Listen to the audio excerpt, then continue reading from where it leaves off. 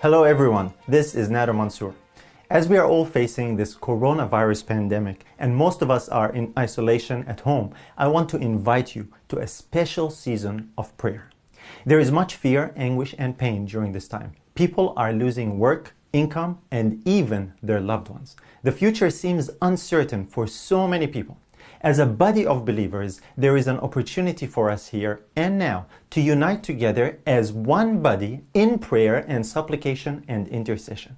There is real power when God's people pray together, and this will be a prayer wave. First of all, I want to share with you how and when we will have this prayer season, and then what we will be praying for unitedly. So, this is the plan. We are going to have a worldwide prayer chain. We will have 2 sessions of prayer during the Sabbath of April 11, 2020. The first session is at 7 p.m. on Friday evening, that's April 10, at your local time. The second session will be at 7 a.m. the next morning, Sabbath morning, that's April 11, also at your local time. The idea is to surround the world with a double wave of prayer that moves around the globe from one time zone to the next at 7 p.m. and 7 a.m.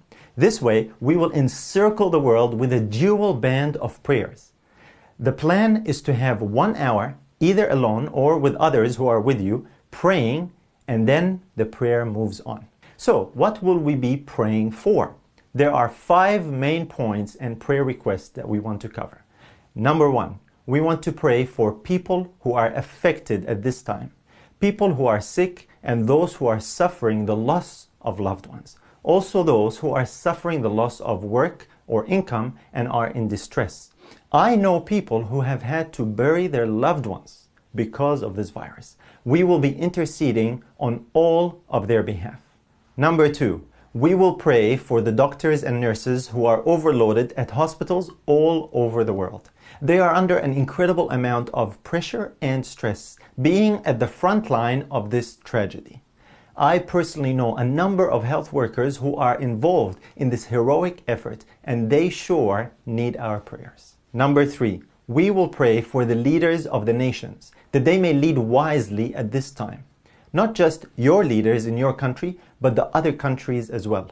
Leaders and governments at this time are stressed and mistakes are being made. Let us pray for God's Spirit to touch the hearts and give wisdom to the leaders to make wise, effective decisions. This is not about political opinion on what you feel about politics at this time. This is about the real need for God's influence on leaders and those on authority making national decisions. Number 4, we will pray for this season to pass quickly.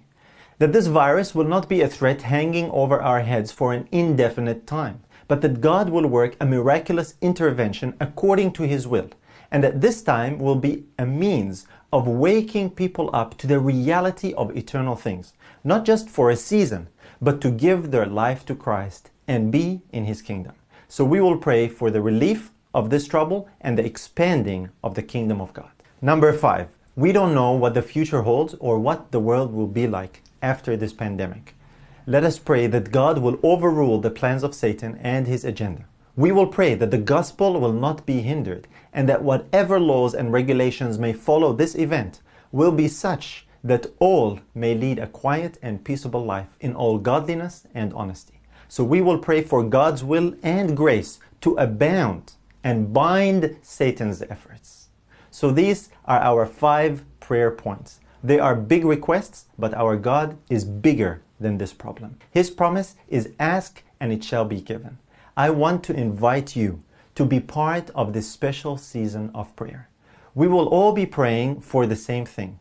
Please share this plan with others so that everyone can be part of this experience. Please join with us on April 10 and 11 at 7 p.m. and 7 a.m. at your local time.